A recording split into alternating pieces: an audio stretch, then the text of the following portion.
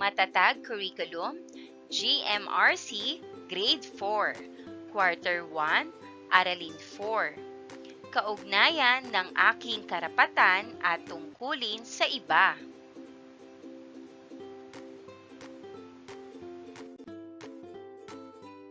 Magandang buhay mga bata! Tara, samahan ninyo akong matuto kasama si... Teacher Aika, your online teacher. Please don't forget to subscribe, like, share, and hit the notification bell for more videos. Thank you! Magandang buhay mga bata! Kumusta? Handa na ba kayong mag-aral ngayong araw? Kung oo ang iyong sagot, simulan na natin. Ang ating aralin ay tungkol sa kaugnayan ng aking karapatan at tungkulin sa iba. Muli, ako si Teacher Aika, ang inyong online teacher.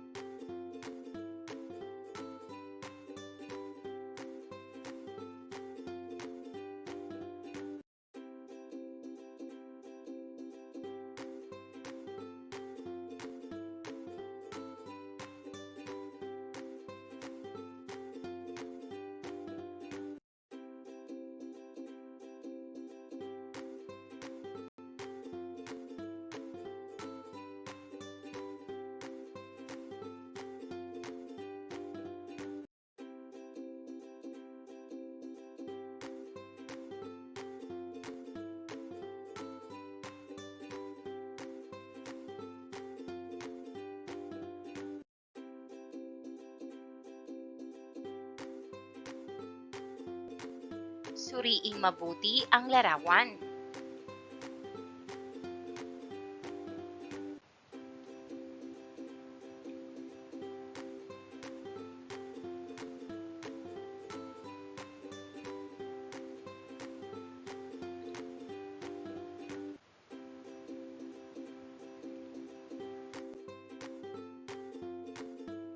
Number 1. Alin sa sumusunod ang nagpapakita ng karapatan ng kapwa-bata? A. Karapatan kong bulyawan ang aking mga kaklase. B. Karapatan kong mag-video sa kapwa ng walang paalam. C. Karapatan kong itulak ang aking kapwa. At D. Karapatan kong respetuhin at igalang ang kapwa. Ang tamang sagot ay letrang D. Karapatan kong respetuhin at igalang ang kapwa. Number 2. Alin sa sumusunod ang nagpapakita ng tungkulin ng kapwa-bata? A. Tungkulin kong ubusin ang aking baon at huwag mamigay. B. Tungkulin kong maging magalang sa kapwa-bata. C. Tungkulin kong pumasok ng late sa klase. O D. Tungkulin kong hindi ko kausapin ang bago kong kaklase. Ang tamang sagot ay letrang B. Tungkulin kong maging magalang sa kapwa-bata.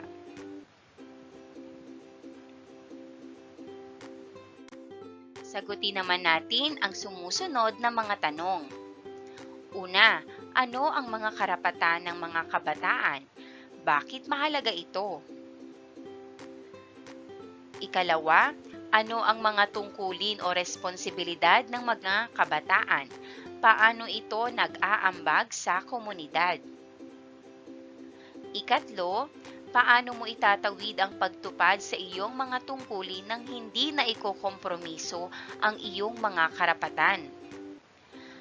Ano ang mga kahalagahan nito?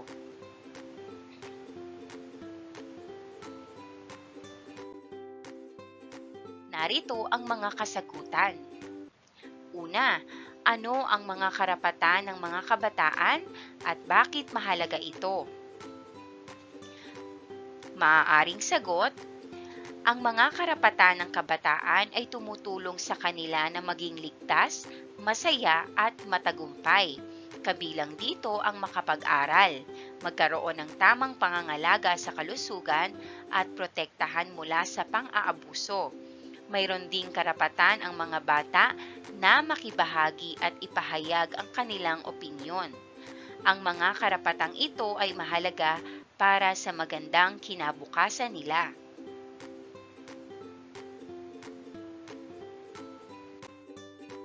Number 2. Ano ang mga tungkulin o responsibilidad ng mga kabataan? Paano ito nag-aambag sa komunidad?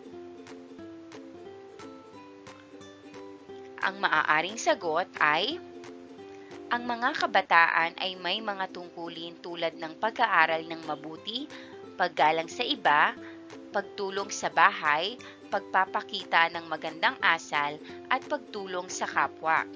Ang mga tungkuling ito ay magpapalakas ng komunidad sa pamamagitan ng pagbuo ng magandang relasyon, pag-unlad ng samahan, at pagpapalaganap ng positibong pag-uugali.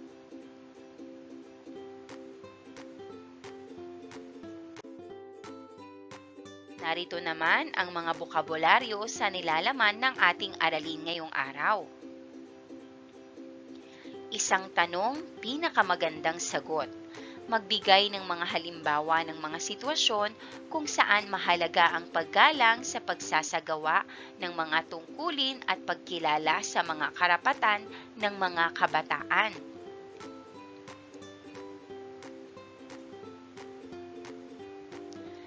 Narito ang maaaring sagot.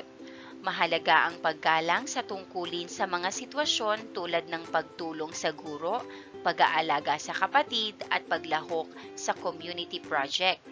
Ang paggalang sa guro ay pagtulong sa kapwa ay nagpapalakas ng samahan, habang ang pagkilala sa karapatan ng kabataan ay nagtitiyak ng pantay na oportunidad at partisipasyon sa desisyon. Ito ay mahalaga dahil ito ay nagpapalakas ng samahan at pagkakaisa sa komunidad na tumutulong sa pagbuo ng isang maayos o mas maayos at masayang lugar para sa lahat. Dumako naman tayo sa kaugnayan ng aking karapatan at tungkulin sa iba.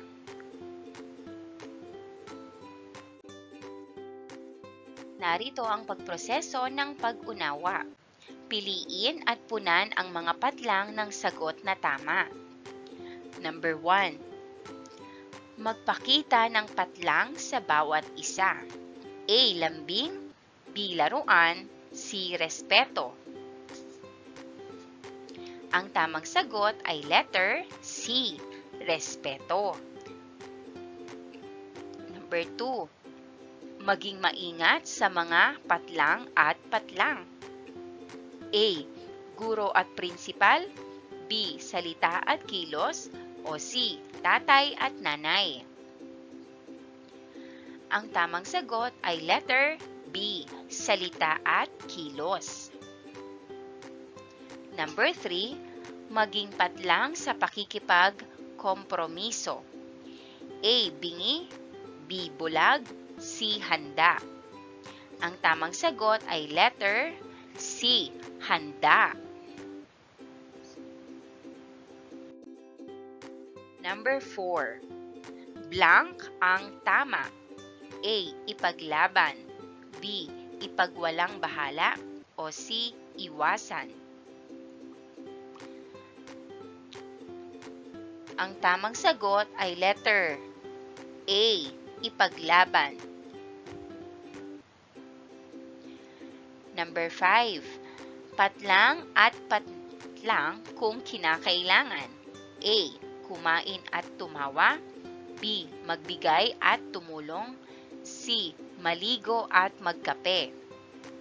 Ang tamang sagot, letter B. Magbigay at tumulong.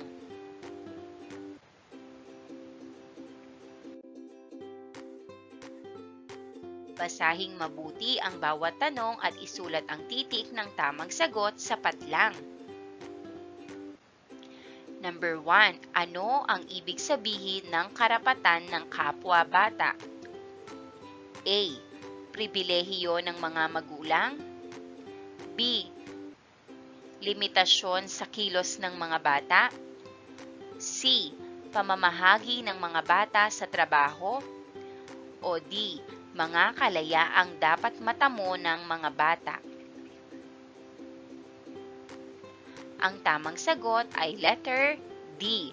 Mga kalayaang dapat matamo ng mga bata. Number 2. Ano ang tungkulin ng mga matatanda sa pagkilala sa karapatan ng mga bata? A. Basta't mahalin ang mga bata. B. Huwag nang pakialaman ang mga bata. C. Itaguyod ang interes ng mga matatanda. O D. Siguruhing na ipapahayag ang saloobin ng mga bata.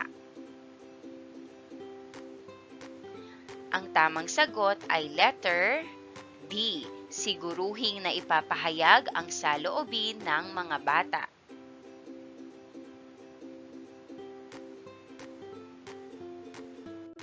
Number 3. Aling hakbang ang hindi bahagi ng pagkilala sa karapatan ng kapwa-bata? A. Pakikinig sa kanilang mga opinyon. B. Pagtuturo ng mga limitasyon sa kanilang kilos. C. Pagsasawalang bahala sa kanilang mga pangangailangan. O D. Pagbibigay daan sa kanilang malaya at ligtas na pagsali sa mga gawain. Ang tamang sagot ay letter C. Pagsasawalang bahala sa kanilang mga pangangailangan. Number 4. Paano maisasakatuparan ang tungkulin sa pagkilala sa karapatan ng kapwa-bata? A. Sa pamamagitan ng pagpapabaya sa kanilang kalusugan. B. Sa pamamagitan ng pagdadamot ng mga bata sa kanilang mga karapatan. C. Sa pamamagitan ng pakikialam sa kanilang mga personal na desisyon. O D. Sa pamamagitan ng pagtanggol sa kanilang mga karapatan sa lahat ng pagkakataon. Ang tamang sagot ay letter D. Sa pamamagitan ng pagtanggol sa kanilang karapatan sa lahat ng pagkakataon.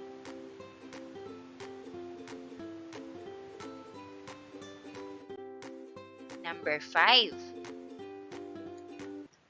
Ano ang maaaring maging resulta ng tamang pagkilala sa karapatan ng kapwa-bata? A. Pagkabigo sa pag-unlad ng mga bata. B. Pagkawala ng respeto mula sa mga matatanda. C. Pagpapalakas ng kanilang pagkatao at potensyal. O D. Pag-usbong ng kompetisyon sa pagitan ng mga bata. Ang tamang sagot ay letter C. Pagpapalakas ng kanilang pagkatao at potensyal.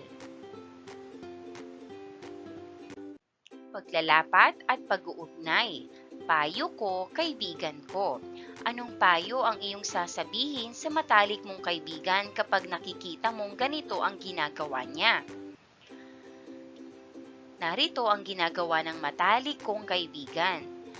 Dito naman isusulat ang payo. Una, ginagabayan ang mga kamag-aral bilang presidente ng klase.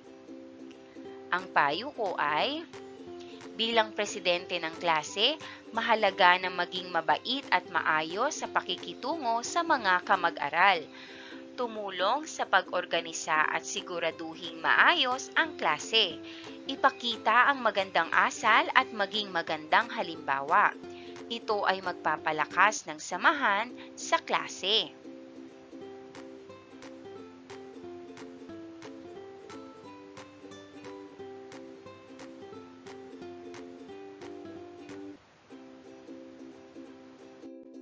Ikalawa, hindi nagsasabi ng po at opo sa guro at nakatatanda.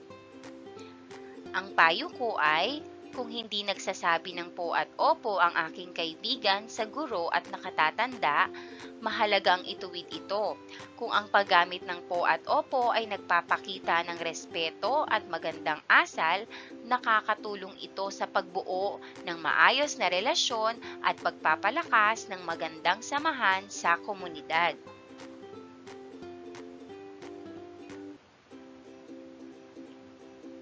Ikatlo, tumatayo sa kanyang upuan at pinapaupo ang mga babaeng kaklase. Narito ang payo ko.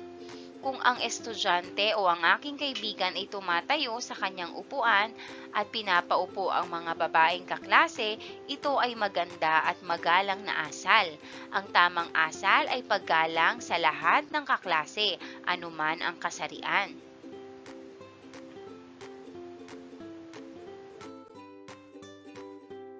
Dumako na tayo sa mga patunay ng pagkilala sa sariling tungkulin bilang pagpapanatili ng kaayusan at kapayapaan. Pagproseso ng pag-unawa. BTS o Basa, Tanong, Sagot. Basahing mabuti ang dalawang sitwasyon at sagutin ang tanong tungkol dito. Unang sitwasyon. Sa kanilang tahanan, si Liza ay may tungkulin na mag-ayos ng kanyang kwarto at linisin ang mga gamit niya pagkatapos gamitin. May mga pagkakataon na hindi niya ito ginagawa at iniiwan na lang niya ang mga kalat. Ang tanong, anong pwedeng mangyari kapag hindi tinutupad ang sariling tungkulin at bakit? Narito naman ang sagot. Kapag hindi tinutupad ni Liza ang kanyang tungkulin, nagkakaroon ng kalat at gulo sa kanyang kwarto. Ang mga hindi malinis na gamit ay nagdudulot ng abala at paghahanap ng mga kailangan. Mahalaga ang pagtupad sa tungkulin upang mapanatiling maayos at maginhawa ang kanyang paligid.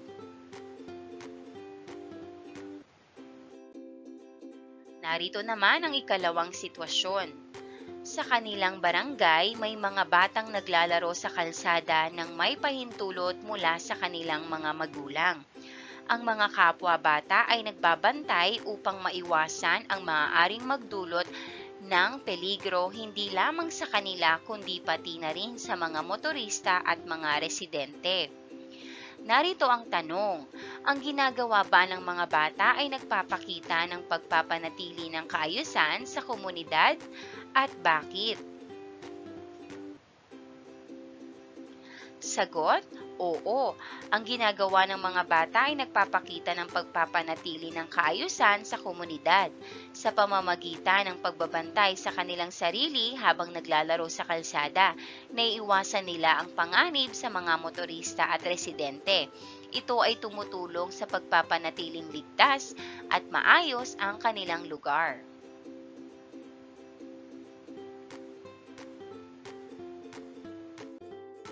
Dumako na tayo sa isang pagsasanay. Basahin ng mabuti ang bawat tanong at isulat ang titik ng tamang sagot sapat lang. Number 1. Ano ang tawag sa gawain na maipapakita ng isang bata ang kaniyang pagtupad sa mga responsibilidad o trabaho ng may kahusayan at dedikasyon? A. Karapatan, B. Paggalang, C. Pagmamalaki, o D. Tungkulin.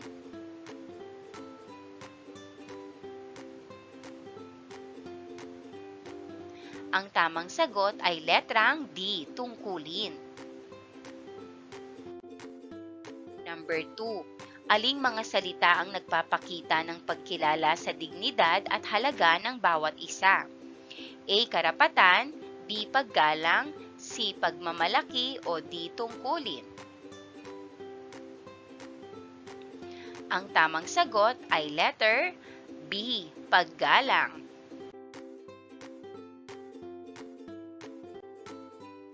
Number 3.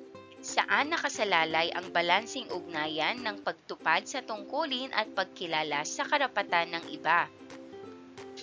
A. Karapatan, B. Paggalang, C. Pagmamalaki o D. Tungkulin? Ang tamang sagot ay letter B. Paggalang.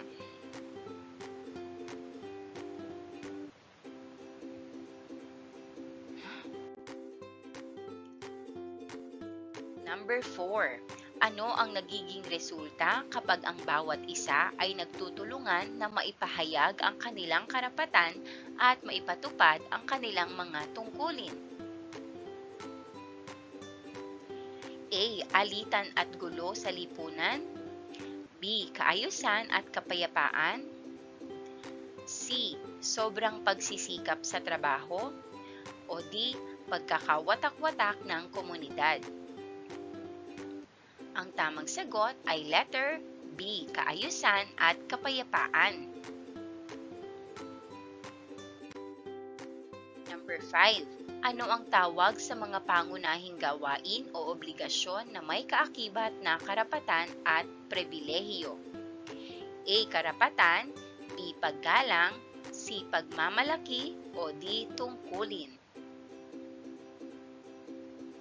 Ang tamang sagot ay letter D. Pagmamalaki.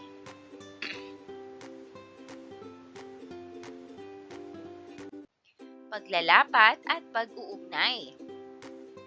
PS 143. Pagsulat ng sanaysay na isang talata lamang at hindi hihigit sa 4 at hindi bababa sa 3 pangungusap. Basahing mabuti ang pangungusap at dugtungan sa pamamagitan ng paggawa ng maikling sanaysay.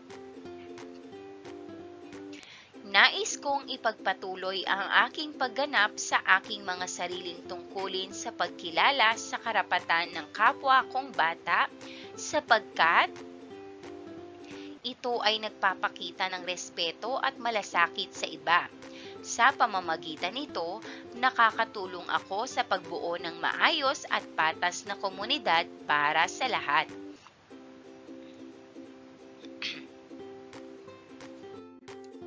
Dumako na tayo sa mga paraan ng pagsasabuhay ng pagiging magalang. Pagproseso ng pag-unawa, BTS o Basa Tanong Sagot. Basahing mabuti ang dalawang sitwasyon at sagutin ang tanong tungkol dito. Narito ang sitwasyon. Sa klase, si Carlos ay iginagalang ang mga panuntunan dahil hindi siya laging nahuhuli sa klase at nagpapasa sa tamang oras ng mga takdang aralin. Lagi siyang sumusunod sa mga utos ng guro at hindi siya nagbibiro at nang-aabala ng mga kasamahan niya. Narito ang tanong, mayroon bang magiging epekto ang paggalang ni Carlos sa kanyang tungkulin at karapatan? At bakit? Narito ang sagot. Oo, may epekto ang paggalang ni Carlos sa kanyang tungkulin at karapatan. Ang pagsunod sa mga panuntunan at tamang oras ng pagpapasa ng takdang aralin ay nagiging magandang halimbawa. Nagbibigay sa kanya ng respeto at nagpapalakas ng positibong relasyon sa klase.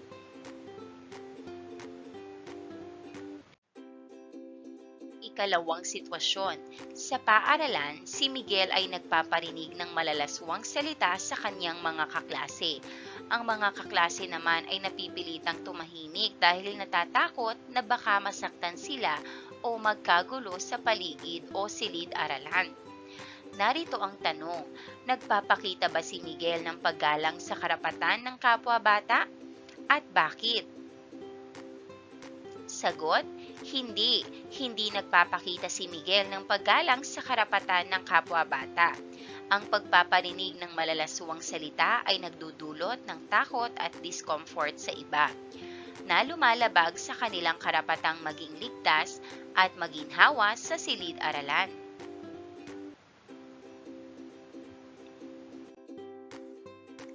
Pinatnubayang pagsasanay.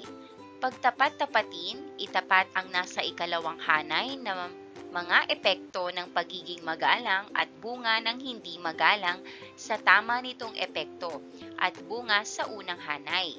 Ilagay ang titik ng tamang sagot sa patlang.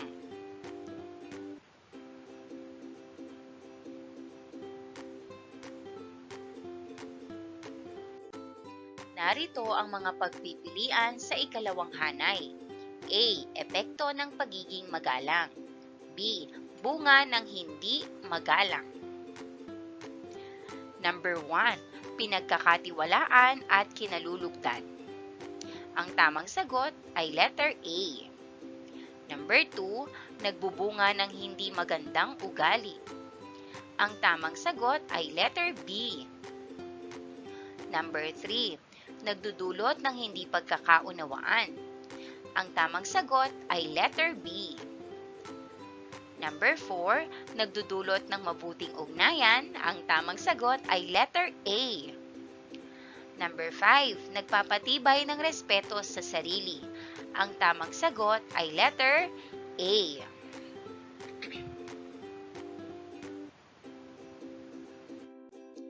Paglalapat at pag-uugnay. Sa isang bond paper, mag-drawing o gumawa ng larawan na nagpapakita ng pagsasabuhay ng pagiging magalang sa karapatan at tungkulin ng kapwa-bata upang mapanatili ang kaayusan at kapayapaan. Lagyan ng akmang pamagat at o titulo ang iyong drawing o larawan. Gamitin ang nakapaloob na rubric sa pagmamarka ng sagot.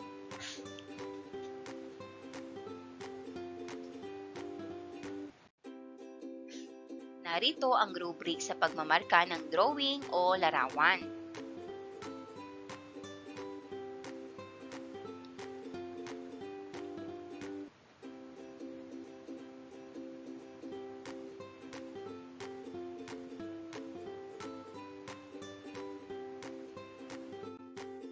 Pabaong pagkatuto. TMD o tama, mali, dahilan. Sabihin ang tama kung ikaw ay sumasang-ayon o mali kung hindi sumasang-ayon kung ang sumusunod na mga kilos na nagpapahalaga sa karapatan at tungkulin sa kapwa-bata na nagpapanatili ng kaayusan at kapayapaan. Isulat ang dahilan kung bakit ito ang iyong sagot.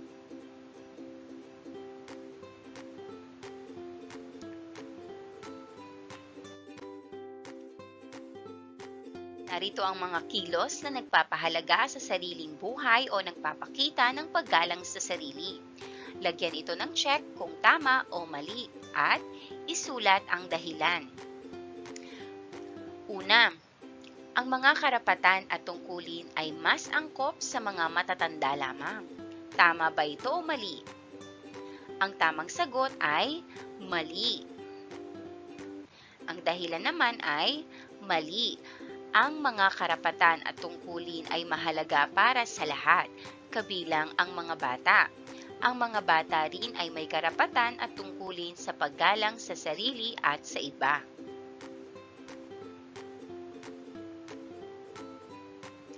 Ikalawa, habang bata ay nililinang na sila o nasa kanila ang kahalagahan ng pagiging magalang.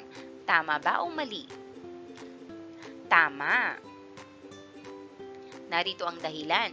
Habang bata, nililinang sa kanila ang kahalagahan ng pagiging magalang upang matutunan nilang respetuhin ang iba at magkaroon ng magandang relasyon sa kanilang paligid.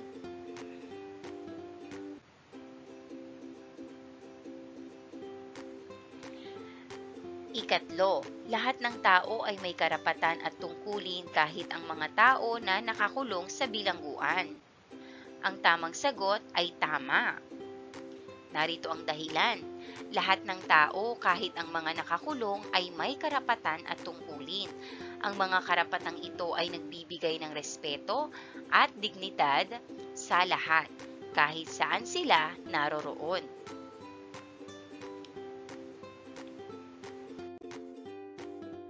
Ikaapat, maging magalang lang sa mga taong kagalang-galang at mga taong iginagalang ka.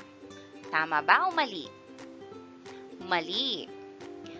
Ang pagiging magalang ay dapat ipakita sa lahat, hindi lamang sa mga taong kagalang-galang o sa mga taong iginagalang ka. Ang paggalang ay isang pangunahing asal na dapat ipakita sa lahat ng pagkakataon. Ikalima, may matututuhan ang mga matatanda sa mga karapatan at tungkulin ng mga bata. Ang tamang sagot, tama. Ang dahilan, ang mga matatanda ay may matututuhan sa mga karapatan at tungkulin ng mga bata upang mas maayos nilang magabayan ang mga bata at tiyakin ang kanilang magandang pag-unlad. Dumako na tayo sa isang pagsusulit. Piliin ang tamang sagot. Basahin ang sumusunod na mga tanong. Ilagay ang titik ng tamang sagot sa patlang. Number 1. Ano ang ibig sabihin ng karapatan ng mga bata? A. Responsibilidad ng mga bata sa komunidad. B. Pagtuturo sa mga bata ng mga gawain sa bahay. C.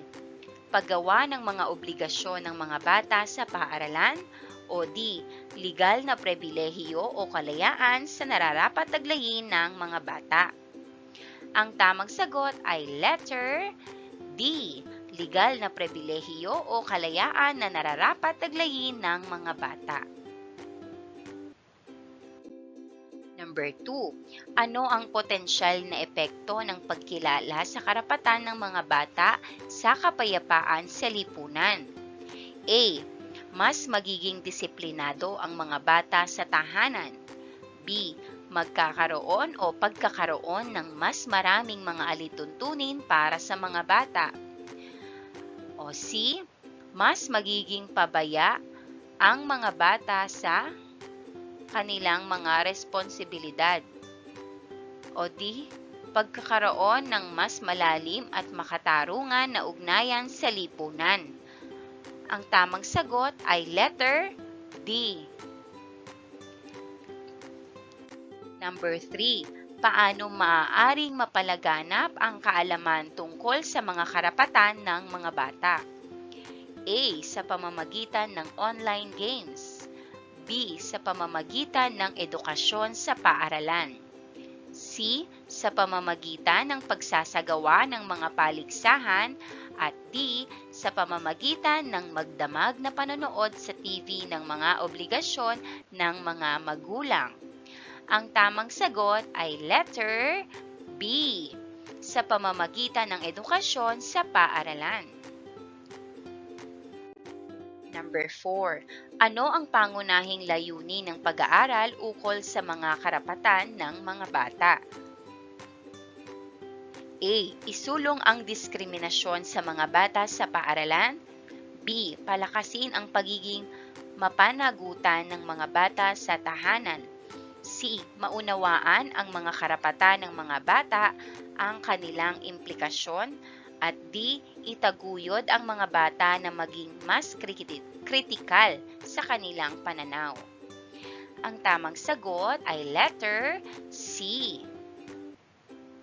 Maunawaan ang mga karapatan ng mga bata at ang kanilang implikasyon. Number 5. Paano maging bahagi ang mga bata sa pagpapanatili ng kaayusan sa paaralan? A. Sa pamamagitan ng pagiging maligaya lamang sa klase. B. Sa pamamagitan ng pag-aaral ng mabuti sa mga asignatura. C. Sa pamamagitan ng pagkilala sa mga karapatan at pagiging responsable. O D. Sa pamamagitan ng pagtanggi sa paglahok sa mga aktibidad sa paaralan. Ang tamang sagot ay letter C, sa pamamagitan ng pagkilala sa mga karapatan at pagiging responsable. Number 6. Ano ang maaaring maging positibong epekto ng pag-unawa sa karapatan ng mga bata sa tahanan? A. Pagkakaroon ng mas matinding disiplina sa mga bata. B. Pagkakaroon ng mas mahigpit na mga alituntunin sa paaralan. O C. Pagpapalakas ng di pagkakaunawaan sa pagitan ng mga magulang at bata. At D. Pagsusulong ng mas malalim na ugnayan sa pamilya at pag-unlad ng mga bata. Ang tamang sagot ay letter D. Pagsusulong ng mas malalim na ugnayan sa pamilya at pag-unlad ng mga bata. Number 7. Paano maipapakita ng isang bata ang kanilang pagkilala sa karapatan ng ibang bata? A. Pagpapahiram ng kanyang gamit o laruan. B. Pagtuturo ng mga bagong laro sa ibang bata. C. Pagsasalita ng mas malakas kaysa sa ibang bata. O D. Pagpapakita ng kayabangan at pananakit sa ibang bata. Ang tamang sagot ay letter A. Pagpapahiram ng kanyang gamit o laruan. Number 8. Ano ang maaaring resulta ng hindi pagkilala sa karapatan ng mga bata? A. Mas mataas na kalidad ng edukasyon para sa mga bata. B. Pag-unlad ng mga kasanayan sa komunikasyon ng mga bata. C. Pagkakaroon ng mas maraming mga aktibidad para sa mga bata. O D. Pagkakaroon ng mas maraming mga gulo at hidwaan sa komunidad. Ang tamang sagot ay letter D. Pagkakaroon ng mas maraming mga gulo at hidwaan sa komunidad.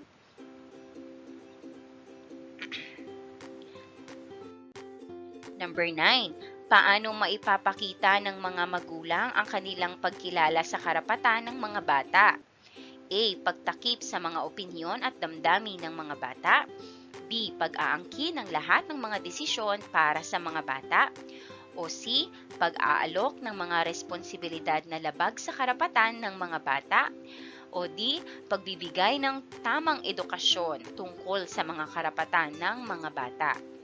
Ang tamang sagot ay letter D. Pagbibigay ng tamang edukasyon tungkol sa mga karapatan ng mga bata.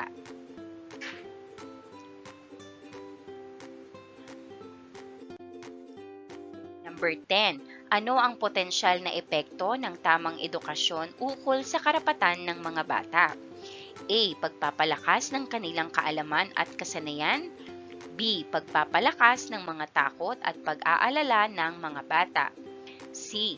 Pagkakaroon ng mas maraming mga patakaran para sa mga bata.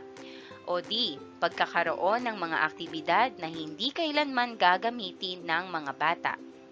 Ang tamang sagot ay letrang A. Pagpapalakas ng kanilang kaalaman at kasanayan. Maraming salamat sa panonood! Huwag kalimutang i-like at mag-subscribe para sa higit pang educational content. I-click ang bell icon para ma-update ka sa ating mga bagong video. Salamat!